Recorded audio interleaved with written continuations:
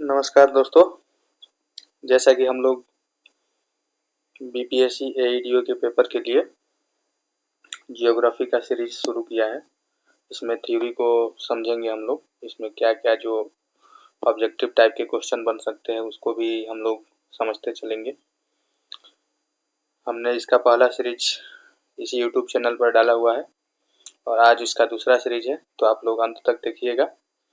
आज हम लोग डिस्कस करेंगे, इसमें दर्रा भी रहेगा, भूआकृतिक प्रदेश में जितने उत्तरी मैदान, प्रायद्वीपीय पठार, मरुस्थल जितने भी रहेंगे सब इसमें बात किया जाएगा आज। तो आप लोग अंत तक देखिए। चलिए शुरू करते हैं। आज पढ़ना है हम लोगों को भारत के भू आकृतिक प्रदेश।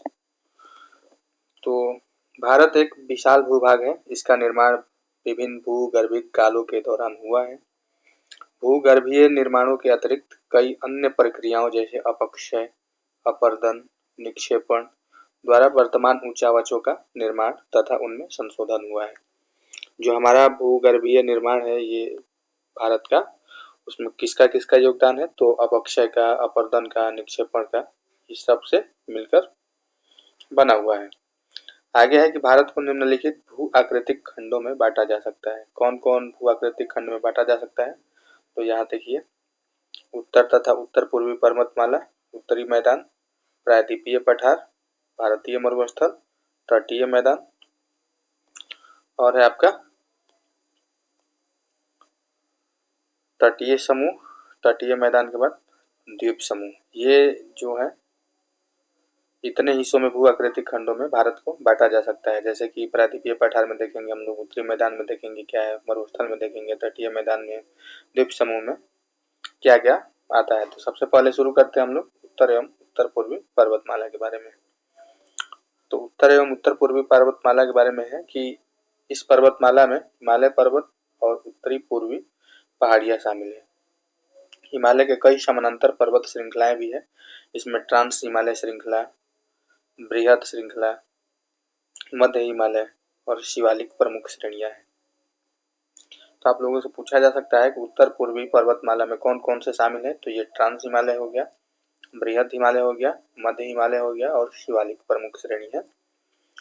अगला है कि भारत के उत्तर पश्चिमी भाग में हिमालय पर्वत की ये श्रेणियां उत्तर पश्चिम दिशा से दक्षिण पूर्व दिशा की ओर फैली हुई है। कहां से कहां फैली हुई है? तो उत्तर पश्चिम से दक्षिण पूर्व की ओर फैली हुई है। दार्जिलिंग और सिक्किम क्षेत्रों में ये श्रेणियां पूर्व से पश्चिम दिशा में विस्तृत है। दार्जिलिंग और सिक्किम क्षेत्र में यह श्रेणी जो है पूर्व से पश्चिम दिशा में है। अरुणाचल प्रदेश में कहाँ है? तो अरुणाचल प्रदेश में दक्षिण पश्चिम से लेकर के उत्तर पश्चिम की ओर घूम जाती है। यहाँ ध्यान रखना है, सवाल ऐसे भी पूछा जा सकता है कि अरुणाचल प्रदेश में उत्तर पूर्वी पर्वतमाला की श्रेणियां किस दिशा में है? तो दक्षिण पश्चिम से उत्तर पश्चिम की ओर, ये सवाल पूछा जा सकता है। तथा मिजोरम, नागालैंड, मणिपुर में हिमालय की पहाड़ियां उत्तर दक्षिण दिशा में फैली हुई है। ये देखिए, मिजोरम, नागालैंड और मणिपुर में हिमालय की पहाड़ियां किस दिशा में फैली हुई है? तो यह है आपका उत्तर दक्षिण, न कि पूर्व पश्चिम। तो उत्तर दक्षिण वाला ध्यान रखना है। आगे देखते हैं। आगे है बृहत हिमालय। बृहत हिमालय श्रृंखला, जिसकी केंद्रीय अक्षीय श्रेणी भी कहा जाता है, की पूर्वी पश्चिमी लंबाई 2500 किलोमीटर है तथा उत्तर से दक्षिण की लंबाई 160 से 400 किलोमीटर है। तो सबसे ज्यादा लंबाई किसका है? तो पूर्वी पश्चिमी विस्तार है इसका 2500 किलोमीटर। किसका है? तो बृहत हिमालय श्रृंखला का है। और इसका चौड़ाई कितना है? तो 160 से 400 किलोमीटर। तो ये ध्यान रखना है, चौड़ाई कम है और लंबाई ज्यादा है। आगे है कि हिमालय पर्वतमाला में भी अनेक क्षेत्रीय विभिन्नताएं हैं। ऊंचावच पर्वत श्रेणियों के संरेखण और दूसरी आकृतियों के आधार पर हिमालय को निम्नलिखित भागों में बांटा जा सकता है। देखिए हिमालय को अब कितने भागों में बांटा जाता है। तो ये है आपका कश्मीर एवं उत्तर पश्चिमी हिमालय। कश्मीर और उत्तर पश्चिमी हिमालय में ट्रांस हिमालय और बृहत हिमालय आता है। कौन कौन आता है? तो ट्रांस हिमालय और बृहत या महान हिमालय, ग्रेट हिमालय और ट्रांस हिमालय किसमें आता है? तो कश्मीर या उत्तर पश्चिमी हिमालय में। तो ये भी ध्यान रखना है कि ग्रेट हिमालय किस में आता है? तो कश्मीर या उत्तर पश्चिमी हिमालय में, जो सबसे ऊपर है। आगे है कि कश्मीर हिमालय में अनेक पर्वत श्रेणियां हैं, जिसमें काराकोरम हो गया, लद्दाख हो गया, जस्कर हो गया और पीर पंजाल हो गया। तो ये कभी कभी सवाल ऑब्जेक्टिव में पूछा जाएगा कि इन श्रेणियों का क्रम लगाइए, उत्तर से दक्षिण या दक्षिण से उत्तर की ओर। तो आप लोगों को ध्यान रखना है, पहले काराकोरम आता है, फिर लद्दाख आता है, फिर जस्कर आता है, उसके बाद पीर पंजाल, उसके बाद आता है शिवालिक। तो आप लोगों को ये क्रम याद रखना है, क्योंकि ये पूछा जाता है। आगे है कि कश्मीर हिमालय में काराकोरम, लद्दाख, जस्कर श्रेणियां ट्रांस हिमालय श्रेणी का हिस्सा है। ट्रांस हिमालय श्रेणी में कौन कौन आता है? तो काराकोरम आता है, लद्दाख आता है और जस्कर आता है ट्रांस हिमालय में। और ग्रेट हिमालय में कौन कौन आता है? तो ग्रेट हिमालय में देखिए, आगे देखेंगे तो श्रेणियां हिमालय के उत्तर में स्थित है तथा हिमालय की तुलना में पुरानी है। ये जो श्रेणी है हिमालय के उत्तर में है और हिमालय की तुलना में पुरानी भी है। जो ये मान लीजिए हिमालय पर्वत हो गया, तो इसके उत्तर में ये आ जाएगा आपका ट्रांस हिमालय। इसमें काराकोरम, लद्दाख, जस्कर है और ये सबसे हिमालय से पुरानी भी है। आगे है कि बृहद हिमालय पर्वत श्रेणी पश्चिम में सिंधु नदी से लेकर पूर्व में ब्रह्मपुत्र नदी। देखिए कहाँ से कहाँ तक है? पश्चिम में सिंधु नदी, ये जो भारत के पश्चिम दिशा में ये सिंधु नदी हो गया, और पूर्व में ब्रह्मपुत्र नदी, ये अरुणाचल प्रदेश के साइड जो बहती है। पूर्व में ब्रह्मपुत्र नदी नंगा पर्वत से नमचा बरवा तक विस्तृत है। बृहद हिमालय पर्वत श्रेणी विस्तार ज्यादा है, लंबाई 2500 किलोमीटर जो बताया ये। इन दोनों सीमाओं के मध्य इनकी आकृति एक चाप के समान है। इन दोनों के मध्य आकृति देख ही रहे हैं, चाप के समान है। आगे है कि हिमालय की चौड़ाई में पर्याप्त भिन्नता है। हिमालय की जो चौड़ाई है उसमें पर्याप्त भिन्नता है। हिमालय की चौड़ाई में पश्चिम में यह 400 किलोमीटर तथा पूर्व में 160 किलोमीटर चौड़ा है। पश्चिम में यह ज्यादा चौड़ा है हिमालय। जैसे मान लीजिए यहाँ हिमालय शुरू होता है,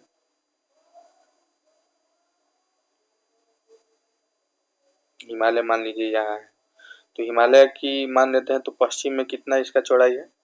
400 किलोमीटर है पश्चिम में, और पूरब में इसका 160 किलोमीटर है। मतलब कि पूर्व में कम है, पश्चिम में ज्यादा है।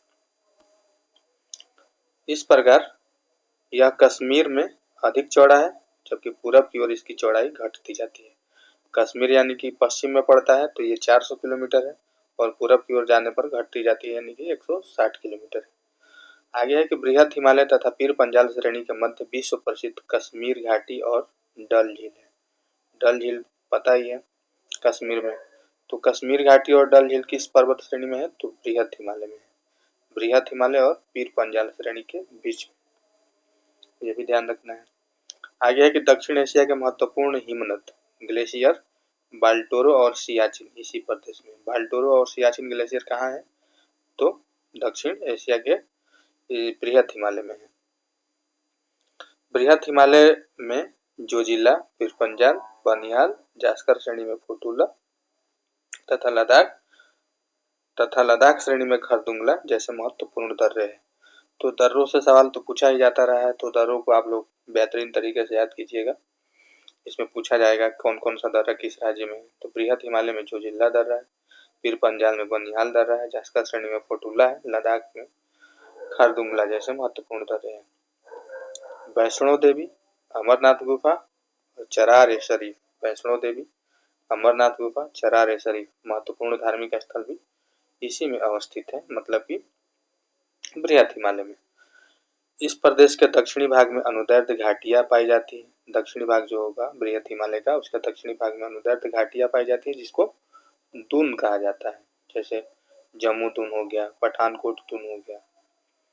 महान हिमालय की औसत ऊंचाई लगभग 6000 मीटर है। जो ग्रेट हिमालय है उसकी औसत ऊंचाई कितनी है? तो 6000 मीटर है। ये भी ध्यान रखना है, औसत ऊंचाई के बारे में पूछा जाए 6000 मीटर। इस श्रेणी का दक्षिणी ढाल उत्तरी ढाल की तुलना में तीव्र है। जो नीचे की ओर ढाल है दक्षिण वाला, वो तीव्र है उत्तर की अपेक्षा। एवरेस्ट, कंचनजंगा, मकालू, धौलागिरी, नंगा पर्वत तथा नामचा बरवा आदि इसके महत्वपूर्ण शिखर है। ये किस रेंज में आते हैं? तो ग्रेट बृहद हिमालय में आते हैं। इसमें कंचनजंगा, मकालू, धौलागिरी, नंगा पर्वत, नामचा बरवा सब शामिल है। महान हिमालय की ऊंचाई यहाँ पर 6000 मीटर बताई गई है। आगे है महान हिमालय में ही भारत में हिमालय की सबसे ऊंची चोटी, हिमालय की सर्वोच्च चोटी कौन है? तो कंचनजंगा स्थित है महान हिमालय में, ग्रेट हिमालय में। यह विश्व की तीसरी सबसे ऊंची चोटी है, विश्व की तीसरी ऊंची चोटी है। भारत में यह सर्वोच्च चोटी है कंचनजंगा। ध्यातव्य है कि भारत की सर्वोच्च चोटी माउंट केटू गार्डविन ऑस्टिन है, जो काराकोरम श्रेणी में स्थित है। कोई पूछे कि माउंट केटू किस श्रेणी में है, तो आपको बताना है काराकोरम। काराकोरम श्रेणी में आपका केटू, माउंट केटू स्थित है, गार्डविन ऑस्टिन, जिसको गार्डविन ऑस्टिन के नाम से भी जाना जाता है। ये खूब पूछा जाता है सवाल। यह विश्व की दूसरी सबसे ऊंची चोटी है। विश्व की दूसरी सबसे ऊंची चोटी कौन है? तो माउंट केटू है। माउंट केटू विश्व की सबसे दूसरी ऊंची चोटी है।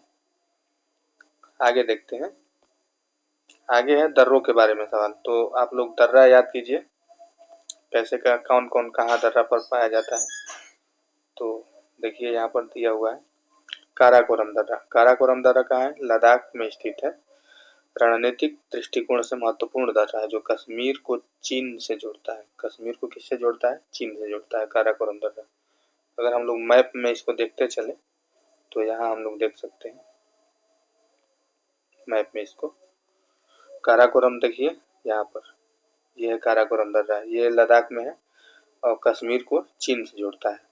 अगला है बोरजिल दर्रा। बोरजिल दर्रा कहाँ है? ये है आपको श्रीनगर से गिलगित को जोड़ता है।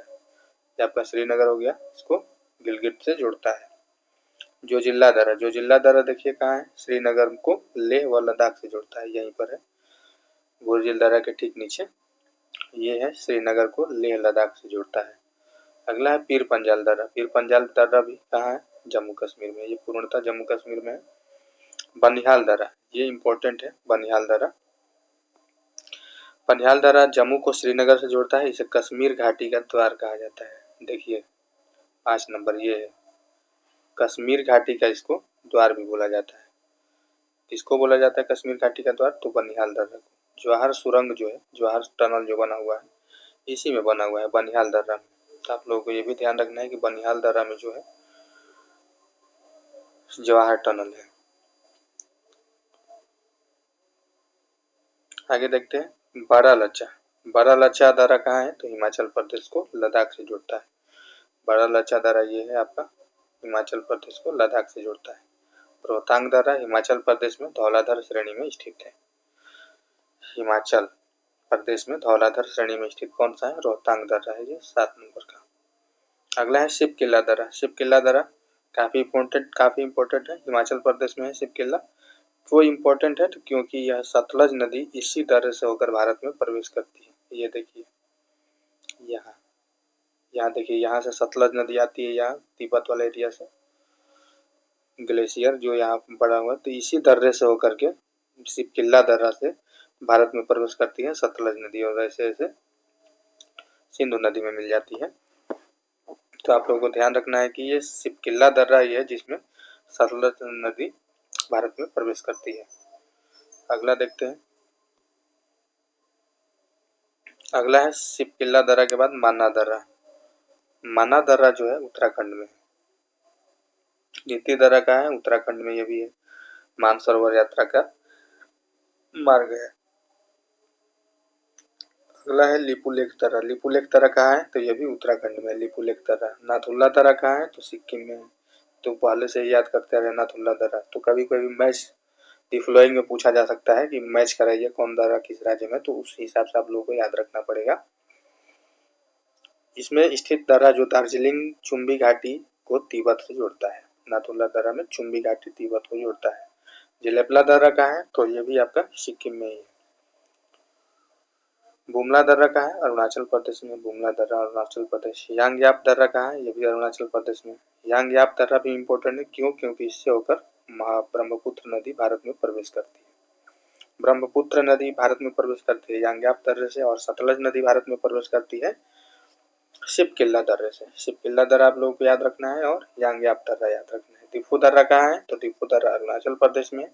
भारत चीन म्यांमार सीमा का ट्रिपल पॉइंट है, तीनों देश की सीमाएं समीपवर्ती है दिफू दर्रा।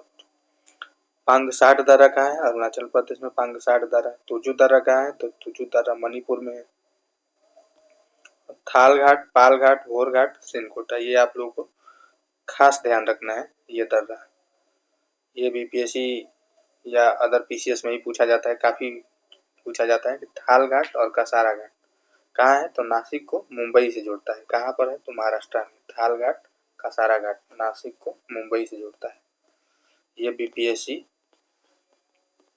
यूपी पीसीएस में सवाल बहुत बार पूछता है कि थाल घाट, कसारा घाट नासिक को मुंबई से जोड़ता है, महाराष्ट्र में है। भोर घाट कहाँ है, तो भोर घाट भी आपका मुंबई को पुणे से जोड़ता है, महाराष्ट्र में ही है भोर घाट। पाल घाट कहाँ है, तो पाल घाट केरल के तमिलनाडु से जोड़ता है, केरल को तमिलनाडु से जोड़ने वाला पाल घाट है। और सेनकोटा कहाँ है, तो ये कार्डेमम पहाड़ियों में स्थित है। सेनकोटा, ये पहाड़ियों के बीच रास्ता है। सेनकोटा पतला सा संकीर्ण है। तो इस प्रकार हमने दर्रों के बारे में जानकारी ले लिया, तो ये काफी इम्पोर्टेंट है दर्रा। अब देखते हैं लघु हिमालय के बारे में। हम लोग हिमालय पढ़ रहे थे, हिमालय का वर्गीकरण यहाँ पर देखा ही था कि हिमालय को निम्नलिखित भागों में बांटा जा सकता है। उसमें कश्मीर हिमालय, उत्तर पश्चिम हिमालय पढ़ लिया है। अब पढ़ेंगे हम लोग लघु हिमालय। लघु हिमालय हिमाचल या उत्तराखंड हिमालय इसको बोलते हैं। तो इसको मध्य हिमालय भी बोलते हैं। मध्य हिमालय, हिमालय का यह हिस्सा पश्चिम में रावी नदी और पूर्व में काली नदी में स्थित है। पूर्व में काली नदी और पश्चिम में रावी नदी के मध्य स्थित है मध्य हिमालय। हिमाचल, हिमालय के सुदूर उत्तरी भाग लद्दाख के ठंडे मरुस्थल का विस्तार है। ठंडे मरुस्थल का विस्तार है मध्य हिमालय। लघु हिमालय को जम्मू कश्मीर में पीर पंजाल, हिमाचल में धौलाधर, उत्तराखंड में नागटीबा, नेपाल में महाभारत रेंज कहा जाता है। अलग अलग जगहों पर अलग अलग नाम से इसको जाना जाता है। जैसे देखें यहाँ पर कि लघु हिमालय को जम्मू कश्मीर में तो पीर पंजाल कहते हैं, हिमाचल में धौलाधर बोलते हैं, उत्तराखंड में नागटीबा बोलते हैं, नेपाल में महाभारत रेंज बोलते हैं। ये आप लोगों को ध्यान भी रखना है, नाम अलग जगह पर अलग अलग। लघु हिमालय में 1000 से 2000 मीटर की ऊंचाई वाले पर्वतों में ब्रिटिश प्रशासन ने कुछ पर्वतीय नगर स्थापित किए, जैसे धर्मशाला, मसूरी, कौसानी, अल्मोड़ा, लैंसडाउन और रानीखेत। ये ब्रिटिश प्रशासन ने स्थापित किए थे। इस क्षेत्र की महत्वपूर्ण स्थलाकृति क्या है, दून है। जो ऊपर में हमने पढ़ा था कि अनुदैर्ध्य जो घाटियां होती है साउथ साइड में, उसको दून बोला जाता है। जैसे वहाँ जम्मू दून था, तो यहाँ पर कौन कौन सा दून है, चंडीगढ़ कालिका दून है, नालागढ़ दून है, देहरादून है, हरिके दून है, कोटा दून है। ये सब स्थलाकृति है कहाँ की, तो मध्य हिमालय की। मध्य हिमालय में ये सब पाया जाता है। प्रसिद्ध फूलों की घाटी भी उत्तराखंड हिमालय में है। उत्तराखंड हिमालय में प्रसिद्ध फूलों की घाटी भी पाई जाती है, फ्लावर वैली। गंगोत्री, यमुनोत्री, केदारनाथ, बद्रीनाथ, हेमकुंड साहिब जैसे स्थल भी इसी हिमालय क्षेत्र में है। गंगोत्री, यमुनोत्री, केदारनाथ, बद्रीनाथ, हेमकुंड साहिब, ये सब लघु हिमालय में मिलेंगे आपको, मध्य हिमालय में। इसके बाद आता है कि मध्य हिमालय पर स्थित घास के मैदानों को मर्ग कहा जाता है। मर्ग, घास के मैदान जो मध्य हिमालय में पाए जाते हैं उसको क्या बोलते हैं, मर्ग बोलते हैं। उत्तराखंड में इन मैदानों को बुग्याल या प्यार कहा जाता है। ये घास के प्रकार है। कभी कभी सवाल आपसे ऐसे पूछा जा सकता है कि मर्ग, बुग्याल और प्यार ये किसके प्रकार है, तो ये है आपके घास के मैदान के। घास के मैदान है ये तीनों। ये मैदान उत्तम चारागाह है। इस श्रृंखला का उत्तरी ढाल मंद तथा दक्षिणी ढाल तीव्र है। दक्षिणी ढाल तीव्र है, उत्तरी ढाल कम तीव्र है। इसीलिए उत्तरी ढाल सापेक्षतः ज्यादा सघन वनस्पति से आच्छादित है। जो उत्तरी ढाल है वो कम ढाल वाला है, तो वहाँ पर पानी ठहर जाता है, मिट्टी ठहर जाता है, तो इस प्रकार वहाँ पर वनस्पतियों का विकास ज्यादा हो जाता है, सघन वनस्पति है। जबकि दक्षिणी ढाल सापेक्षतः नग्न है। यहाँ पर तीव्र ज्यादा है दक्षिणी ढाल, इस प्रकार से यह यहाँ पर वनस्पतियाँ कम उग पाती है। अब देखते हैं कौन सा हिमालय, शिवालिक। यहाँ पर शिवालिक हिमालय देखते हैं, शिवालिक हिमालय के बारे में। शिवालिक हिमालय, शिवालिक रेंज का विस्तार जो है पाकिस्तान के पोतवार बेसिन से लेकर के अरुणाचल प्रदेश के दिहांग गार्ज तक, दिहांग गार्ज तक है इसका, अरुणाचल प्रदेश के दिहांग गार्ज तक शिवालिक हिमालय या बाह्य हिमालय, यही आउटर हिमालय है। मध्य हिमालय के दक्षिण में शिवालिक हिमालय की उपस्थिति है। जैसे ही देखते आएंगे, जैसे यहाँ पर उत्तरी हिमालय या कश्मीर हिमालय, फिर यहाँ मध्य हिमालय, फिर ये आ जाएगा शिवालिक हिमालय, ये बाहरी हिमालय। इंडो ब्रह्मा नदी की घाटी में निक्षेपित अवसादों के वलन से शिवालिक हिमालय की उत्पत्ति हुई है। कोई आपसे पूछे कि शिवालिक हिमालय की उत्पत्ति कैसे हुई है, तो ये है इंडो ब्रह्मा नदी की घाटी में निक्षेपित अवसादों के वलन से, जो अवसाद थे उसको एक जगह, जैसे मान लीजिए यहाँ ये अवसाद हो गया, इधर से हो गया, फिर से इधर से हो गया, जब ये दोनों टकराएंगे तो यहाँ पर एक हिमालय का निर्माण हो जाएगा, तो ये हो जाएगा आपका शिवालिक हिमालय। शिवालिक पर्वत की चौड़ाई पश्चिम में अधिक तथा पूर्व में कम है। शिवालिक पर्वत जो है इसकी चौड़ाई पश्चिम में तो अधिक है लेकिन पूर्व में कम है। शिवालिक श्रेणी अनेक स्थानों पर विखंडित हो गई है, जिसके कारण निरंतरता भंग हो गई है। ये बीच बीच में कटा हुआ है, इस कारण इसकी निरंतरता भंग हो गई है शिवालिक रेंज की। अब आते हैं दार्जिलिंग और सिक्किम हिमालय। दार्जिलिंग सिक्किम हिमालय के बारे में देख लेते हैं। यहाँ पर लिखा है कि इस हिमालय के पश्चिम में नेपाल हिमालय तथा पूर्व में भूटान हिमालय है। मान लीजिए ये सिक्किम हो गया, सिक्किम हिमालय हो गया, तो यहाँ पर पूर्व पश्चिम में कौन है, नेपाल हिमालय है, और पूर्व में कौन है आपका, भूटान, भूटान हिमालय है। हिमालय के इस भाग में भारतीय हिमालय की सर्वोच्च चोटी कंचनजंगा है। कंचनजंगा यहीं पर है, हिमालय की सर्वोच्च चोटी जो है कंचनजंगा यहीं पर स्थित है। हिमालय के इस क्षेत्र में ऊंचे पर्वत शिखरों में लेप्चा जनजाति पाई जाती है। लेप्चा जनजाति कहाँ पाई जाती है, तो ये दार्जिलिंग और सिक्किम हिमालय में जो स्थान है कंचनजंगा चोटी, उसके नीचे पर्वत शिखरों पर लेप्चा जनजाति पाई जाती है। यहाँ की प्रमुख प्राकृतिक दशाएं व द्वार स्थलाकृतियों का उपयोग चाय बागान के लिए किया जाता है। चाय बागान यहाँ के लिए फेमस है। दार्जिलिंग का टी, जिसको जीआई टैग भी मिल चुका है। आप लोगों को बताना है कि दार्जिलिंग टी को जीआई टैग कब मिला था, जीआई टैग दार्जिलिंग चाय को। आगे देखते हैं इसमें क्या है कि आगे है अरुणाचल हिमालय। अरुणाचल हिमालय के बारे में देखते हैं।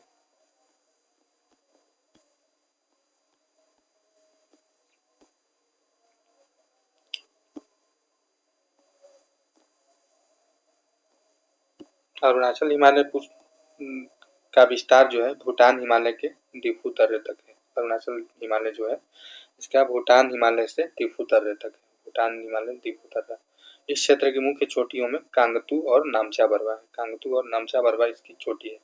यहाँ बहने वाली नदियाँ कौन कौन है, तो कामेंग है, सुबनसिरी है, दिहांग है, दिबांग है, लोहित है। अनेक जलप्रपातों का निर्माण भी होता है। यहाँ पर जल विद्युत उत्पादन क्षमता अधिक है। जहाँ जलप्रपात ज्यादा होगा वहाँ पर जल विद्युत उत्पादन की क्षमता भी ज्यादा होगी लगभग। इस हिमालय में बहुत सी जनजातियां निवासित है। जो अरुणाचल हिमालय है यहाँ पर बहुत सी जनजातियां रहती है। इन जनजातियों को बसने का जो क्रम है पश्चिम से पूर्व में मोनपा है, डाफला है, अबोर है, मिसमी है, निसी है, नागा है। आप लोगों से ये भी सवाल पूछा जा सकता है जो कि अरुणाचल प्रदेश में जो जनजातियां रहती है उसका पश्चिम से पूर्व क्रम क्या है, तो यह है आपका मोनपा, डाफला, अबोर, मिसमी, निसी और नागा। ये जनजातियों को आप लोगों को याद रखना है क्रम, मोनपा, डाफला, अबोर, मिसमी, निसी, नागा। अब आते हैं पूर्वी पहाड़ियों के बीच। पूर्वी पहाड़ियाँ और पर्वत। हिमालय पर्वत के इस भाग में पहाड़ियों की दिशा उत्तर से दक्षिण है, उत्तर से लेकर के दक्षिण दिशा की ओर है। ये पहाड़ियाँ उत्तर में पटकाई बूम, नागा पहाड़ी, मणिपुर पहाड़ी तथा दक्षिण में मिजो या लुसाई पहाड़ियों के नाम से जानी जाती है। ये भी सवाल पूछा जा सकता है आप लोगों से। देखिए कितना इम्पोर्टेंट है यहाँ पर। यहाँ पर दिया हुआ है कि जो दक्षिण या पहाड़ियाँ है उत्तर पटकाई बूम, उत्तर में पटकाई बूम, नागा पहाड़ी, मणिपुर पहाड़ी तथा दक्षिण में मिजो या लुसाई हिल्स के नाम से जाना जाता है। जैसे ही अगर ये भारत का मैप ले लें तो यहाँ पर आएगा आपका पटकाई अरुणाचल प्रदेश वाला, फिर नागा हिल्स यहाँ पर, फिर मणिपुर, उसके बाद अंतिम में मिजोरम या लुसाई की पहाड़ियाँ आती है। ये क्रम भी याद रखना है। यह कम ऊंची पहाड़ियों का क्षेत्र है। यहाँ अनेक जनजातियाँ झूम खेती करती हैं। यहाँ पर शिफ्टिंग एग्रीकल्चर है। स्थानांतरित कृषि का एक ही प्रकार है झूम खेती यहाँ पर। तो यहाँ पर झूम खेती होता है पूर्वी पहाड़ियों में। आगे देख लेते हैं। आगे देखते हैं मणिपुर। इसी में मणिपुर घाटी के मध्य एक झील स्थित है जिसे लोकटक झील कहा जाता है। ये 71वीं बीपीएससी में सवाल पूछा जा चुका है। लोकटक झील। लोकटक क्या था? तो लोकटक एक प्रकार का झील है। यहाँ पर पाए जाने वाले घास को क्या बोलते हैं? फुमडी। फुमडी घास पाया जाता है यहाँ पर। और यहाँ पर जो डांसिंग डियर पाया जाता है वो काफी इम्पोर्टेंट है। एक घास से दूसरे घास पर जाते हैं लोकटक झील में। बराक मणिपुर, मिजोरम, असम। बराक नदी जो है मणिपुर, मिजोरम और असम की एक मुख्य नदी है। यह सुरमा मेघना नदी तंत्र का भाग है। सुरमा और मेघना नदी तंत्र का भाग है कौन? बराक नदी। कहाँ बहती है? तो मणिपुर में, मिजोरम में और असम में। मिजोरम जिसे मोलेसिस बेसिन कहा जाता है। मोलेसिस बेसिन किसको कहा जाता है? तो मिजोरम को। काफी इंपॉर्टेंट सवाल है यहाँ पर। इम्पोर्टेंट इसी वजह से कि ये एनसीईआरटी में प्योर मेंशन है और पूछता है यहाँ से कि मोलेसिस बेसिन किसे कहा जाता है। मोलेसिस बेसिन तो उसको बोला जाता है मिजोरम को। यह मृदुल एवं असंगठित चट्टानों से बना है। मृदुल और असंगठित चट्टान है, संगठित नहीं है, इस प्रकार से ये थोड़ा कमजोर है। पूर्वांचल की पहाड़ियां भारतीय मानसून को दिशा प्रदान करती है। जो पूर्वांचल की पहाड़ियां है भारतीय मानसून को दिशा प्रदान करती है। इस प्रकार ये पहाड़ियां जल विभाजक के साथ जलवायु विभाजक भी है। पूर्वांचल की पहाड़ियां जल विभाजक के साथ जलवायु विभाजक भी है। आगे है हिमालय का प्रादेशिक वर्गीकरण। हिमालय का प्रादेशिक वर्गीकरण भी देख लेते हैं। हिमालय का प्रादेशिक वर्गीकरण नदियों के आधार पर हुआ है। नदियों के आधार पर कहने का मतलब है कि जो जो नदियां बहती है जिस दिशा में या जिस साइड, उसके आधार पर इसका वर्गीकरण कर दिया गया है। प्रादेशिक वर्गीकरण को ही हिमालय का क्षैतिज वर्गीकरण कहा जाता है। जो प्रदेश के रूप में वर्गीकरण है प्रादेशिक, उसको क्षैतिज वर्गीकरण भी कहा जाता है। जैसे रेखा चित्र देखते हैं, इससे हम लोग समझ पाएंगे क्या है वर्गीकरण। देखिए यहाँ पर है सर्वाधिक चौड़ाई। सर्वाधिक चौड़ाई कहाँ की है? तो पंजाब हिमालय। पंजाब हिमालय किन किन नदियों के बीच है? तो ये है आपका सिंधु और सतलज नदी। सिंधु और सतलज नदी के बीच के मैदान को क्या बोलते हैं? पंजाब हिमालय। उसके बीच की हिमालय को ये जो है सर्वाधिक चौड़ा है। अब आता है कुमाऊं हिमालय। कुमाऊं हिमालय किसके किसके बीच है? तो सतलज और काली नदी के बीच में। इसमें सर्वाधिक हिम नदियां हैं। सर्वाधिक हिम नदी कहाँ पाया जाएगा? तो कुमाऊं हिमालय। अगला है कि काली नदी और तीस्ता नदी। काली नदी तीस्ता नदी के बीच में कौन सा हिमालय है? तो वो है आपका नेपाल हिमालय। नेपाल हिमालय जो है सर्वाधिक ऊंचाई वाला है। सर्वाधिक ऊंचाई वाला नेपाल हिमालय है। और तीस्ता नदी और दिहांग, तीस्ता नदी और दिहांग के बीच कौन हिमालय है? तो असम हिमालय है। असम हिमालय तीस्ता और दिहांग के बीच में। सर्वाधिक जैव विविधता जो पाया जाता है, हाई बायोडाइवर्सिटी, ये असम हिमालय में पाया जाता है। तो इस प्रकार ये देखना काफी इम्पोर्टेंट है और जरूरी भी है। सिंधु सतलज के बीच में पंजाब हिमालय, सतलज काली के बीच में कुमाऊं हिमालय, काली और तीस्ता के बीच में नेपाल हिमालय, तीस्ता और दिहांग के बीच में असम हिमालय। अब देखते हैं हम लोग उत्तरी मैदान के बारे में। यहाँ पर उससे पहले देख लेते हैं कि ये कैसे कैसे वर्गीकरण है, क्या क्या दिया हुआ है। जैसे हम लोग देखिए ट्रांस हिमालय का ये पार्ट दिया हुआ है, ट्रांस हिमालय। उसके बाद आता है बृहत हिमालय, फिर लघु हिमालय, फिर शिवालिक हिमालय। शिवालिक हिमालय जो था ये बाह्य हिमालय के रूप में जानते हैं। इसमें ITSZ, MCT, MBF और HF। इसमें देखें तो ये MCT और MBF जो है यहाँ पर लघु हिमालय के बीच में। धौलाधर भी है, नागटिवा भी है उत्तराखंड में, हिमाचल में धौलाधर, जम्मू कश्मीर में पीर पंजाल जो वहाँ पढ़े थे हम लोग, नेपाल में महाभारत रेंज बोला जाता है। वैसे ही अगर देखें यहाँ पर नंगा पर्वत से लेकर नामचा पर्वत तक, यानी कि जम्मू कश्मीर से लेकर अरुणाचल प्रदेश तक ये मैदान का वर्गीकरण, जिसमें कौन कौन पर्वतमाला है, जैसे केदारनाथ हो गया, बद्रीनाथ हो गया, नंदा देवी हो गया, ये कहाँ है? उत्तराखंड में है। भारत में हिमालय की दूसरी सबसे ऊंची चोटी कौन है? तो नंगा पर्वत है। यहाँ आ गया नेपाल। नेपाल में धौलागिरी, अन्नपूर्णा, मनालू, गौरीशंकर, चोंगडू, कंचनजंगा सिक्किम में, मकालू, माउंट एवरेस्ट भी यही है। भारत के हिमालय की सबसे ऊंची चोटी। तो ये इसका सामान्य सा मानचित्र था। अब आते हैं उत्तरी मैदान की ओर। उत्तरी मैदान में क्या है? उत्तरी मैदान तीन प्रमुख नदी प्रणालियों सिंधु, गंगा और ब्रह्मपुत्र, इसकी सहायक नदियों से निर्मित है। सिंधु, गंगा और ब्रह्मपुत्र उत्तरी मैदान। ये 3 नदियां महत्वपूर्ण है इसके लिए। यह मैदान जलोढ़ मृदा से निर्मित है, जलोढ़ मृदा से निर्मित है ये मैदान, उत्तरी मैदान। यह मैदान लगभग 3200 किलोमीटर लंबा है और 150 से 300 किलोमीटर चौड़ा है। 3200 किलोमीटर लंबा तो है, लेकिन 150 से 300 किलोमीटर चौड़ा भी है। कौन सा? तो ये आपका उत्तरी मैदान। यह सघन जनसंख्या वाला भौगोलिक क्षेत्र है जो समृद्ध मृदा आवरण, पर्याप्त पानी की उपलब्धता एवं अनुकूल जलवायु के कारण कृषि की दृष्टि से भारत का अत्यधिक उत्पादक क्षेत्र भी है। यहाँ पर उत्पादन ज़्यादा होता है उत्तरी मैदान में। क्यों? क्योंकि यहाँ पर अनुकूल जलवायु पाई जाती है, पानी की उपलब्धता ठीक है, मृदा आवरण भी ठीक है, भौगोलिक क्षेत्र तो ठीक है ही। आगे है, उत्तरी मैदान को मोटे तौर पर 3 उपवर्गों में विभाजित किया गया है। 3 उपवर्ग कौन कौन है? उत्तरी मैदान के पश्चिमी भाग को पंजाब का मैदान कहा जाता है। पश्चिमी भाग यानी कि वेस्ट साइड, इसको क्या बोलता है? पंजाब का मैदान। सिंधु एवं सहायक नदियों द्वारा निर्मित इस मैदान का अधिकांश हिस्सा पाकिस्तान में। मैदान के इस भाग में दोआबों की संख्या अधिक है। जो दोआब पाया जाता है 2 नदियों के बीच की भूमि, वो वहाँ पर ज़्यादा है। दोआबों का सामान्य अर्थ है 2 नदियों के मध्य का भाग। दोआब मतलब 2 नदियों के बीच का भाग। कौन कौन दोआब है उसको देख लेते हैं, क्योंकि ये भी पूछा जाता है, काफ़ी इम्पोर्टेंट है। जैसे आगे हम लोग देखते हैं, पहले इसको देख लेते हैं। ब्रह्मपुत्र का मैदान। जो ब्रह्मपुत्र का मैदान हिमालय पर्वत तथा मेघालय पठार के मध्य विस्तृत क्षेत्र है। ब्रह्मपुत्र व सहायक नदियों द्वारा लाए गए अवसादों के निक्षेपण से इस मैदान का विकास हुआ है। ब्रह्मपुत्र का मैदान जो है, ब्रह्मपुत्र की सहायक नदी और उसके अवसादों से लाए गए निक्षेपण से हुआ है। इस क्षेत्र में कई नदी द्वीप है, जिसमें माजुली द्वीप जो है विश्व का सर्वाधिक सबसे बड़ा नदी द्वीप है। माजुली द्वीप को एकदम याद रखिएगा, बीपीएससी के लिए काफ़ी इम्पोर्टेंट है। जैसे वो लोकटक पूछ सकता है, वैसे माजुली भी पूछ सकता है कि माजुली क्या है और कहाँ पर है। तो ये आपका है असम में, असम राज्य में स्थित है माजुली।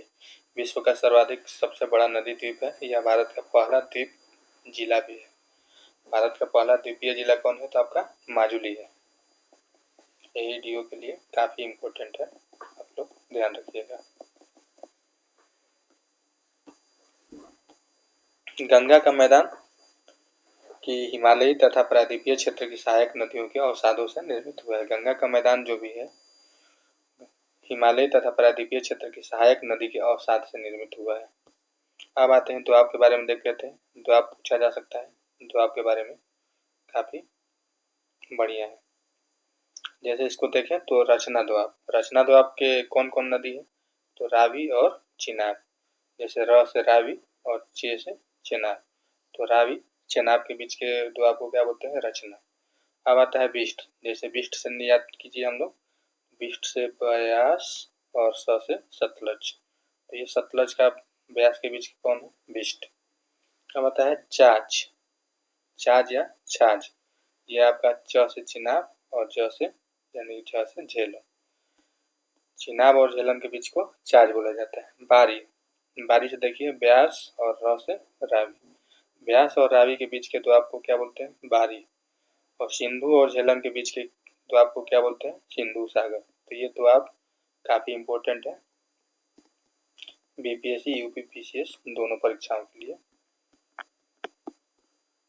अब आगे देखते हैं उत्तरी मैदान की व्याख्या। सामान्यतः इसके उच्चावचों में बिना किसी विविधता वाले समतल स्थल के रूप में की जाती है, जो कि सही नहीं है। इन विस्तृत मैदानों की भौगोलिक आकृति में भी विविधता है।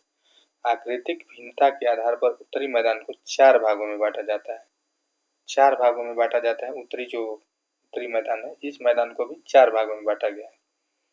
4 भागों में देखते हैं, पहला कौन है? पहला है भाबर का मैदान। भाबर के मैदान के बारे में जान लेते हैं, क्या है भाबर का मैदान?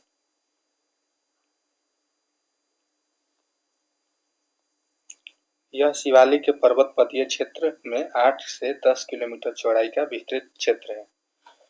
शिवालिक जो बाह्य हिमालय है उसके पर्वतीय पदीय क्षेत्र में 8 से 10 किलोमीटर चौड़ाई में विस्तृत है भाबर का मैदान।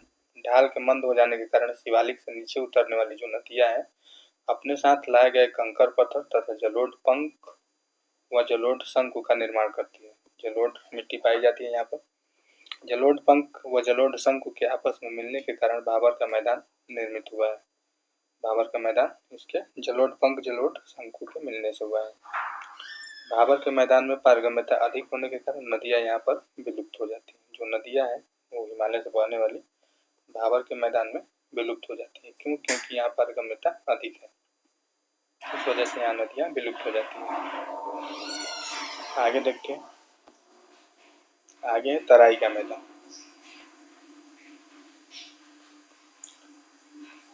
तराई का मैदान भाबर के दक्षिण में है। 10 से 20 किलोमीटर की चौड़ाई में विस्तृत है। 10 से 20 किलोमीटर की चौड़ाई में विस्तृत है तराई का मैदान। भाबर प्रदेश में विलुप्त नदियाँ जो तराई प्रदेश में धरातल पर प्रकट हो जाती है। जो भाबर प्रदेश में विलुप्त हो जाती थी पारगम्यता के कारण, वो धरातल पर कब आती है? तो तराई के मैदान में, क्योंकि इनकी निश्चित वाहिकाएं नहीं होती है। अतः यह क्षेत्र अनूप बन जाता है। अनूप बन जाने के कारण इसे तराई कहते हैं, तराई के मैदान को। अब आते हैं यहाँ पर बांगर के मैदान के बारे में देखते हैं।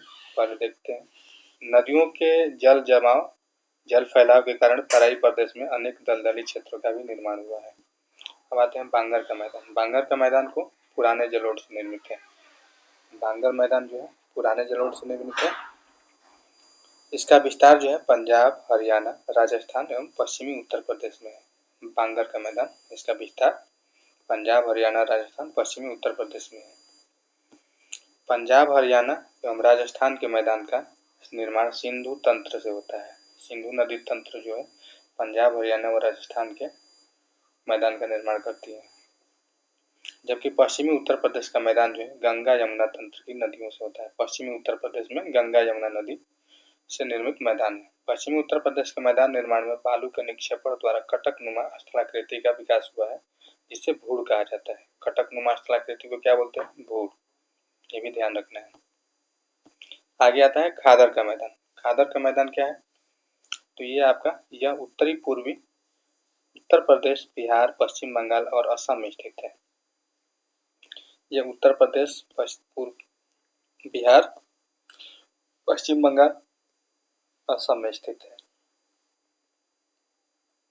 प्रतिवर्ष बाढ़ से प्रभावित होने के कारण इस मैदान में नवीन जलोढ़ का निक्षेप पाया जाता है। नई मिट्टी आ जाती है। प्रतिवर्ष जब बाढ़ आता है तो नदियाँ जो है अपने साथ नई मिट्टी को किनारे पर छोड़ जाती है। मध्य गंगा के मैदान में नदियों के निकट समानांतर रूप से स्थित निम्न भूमि को टाल बोला जाता है। टाल भूमि बोला जाता है।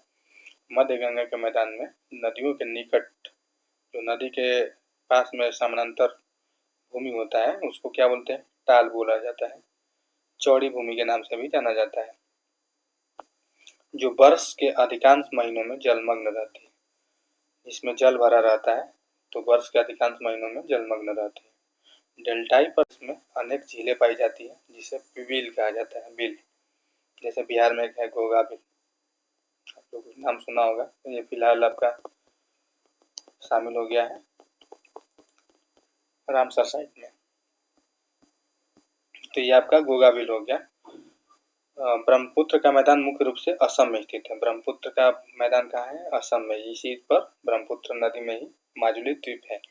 ब्रह्मपुत्र नदी सर्वाधिक मात्रा में अवसाद लेकर आती है, जिसके कारण नदी द्वीपों का निर्माण हुआ है। तो इसी पर माजुली द्वीप जो है पहला जिला है भारत का, द्वीपीय जिला है। सर्वाधिक मात्रा में अवसाद लेकर आने के कारण ये नदी द्वीप का निर्माण होता है। आगे देखते हैं, आगे है माजुली द्वीप। ये भी देख लेते हैं कि जो माजुली द्वीप है, माजुली द्वीप विश्व की सबसे बड़ी नदी द्वीप है। अपरदन के कारण वर्तमान में इस द्वीप का अस्तित्व संकट में है। ध्यान रखिएगा माजुली द्वीप के बारे में, तो ये बीपीएससी एईडीयू में पूछे जाने की संभावना है, काफ़ी इम्पोर्टेंट है। माजुली द्वीप कहाँ है? तो असम में है। असम के ब्रह्मपुत्र नदी में है और ये सबसे बड़ा है, विश्व का सबसे बड़ा नदी द्वीप है। प्रायद्वीपीय भारत की संरचना को दो भागों में बांटा जाता है। प्रायद्वीपीय भारत, अब उत्तरी मैदान तो पढ़ चुके हम लोग, अब आता है प्रायद्वीपीय भारत। प्रायद्वीपीय भारत की संरचना को भी दो भागों में वर्गीकृत किया गया है। पहला है प्रायद्वीपीय भारत के पर्वत और दूसरा है प्रायद्वीपीय भारत के पठार। तो इसको हम लोग अगले सीरीज में लाएंगे, तीसरे सीरीज में। तो कंटिन्यू ये सीरीज रहेगा जियोग्राफी का पूरा ख़त्म करने तक। तो हम लोग नेक्स्ट देखेंगे प्रायद्वीपीय भारत का जो वर्गीकरण हुआ है 2 भागों में उसको। तब तक आप लोग रिवीजन कीजिए। तब तक के लिए धन्यवाद।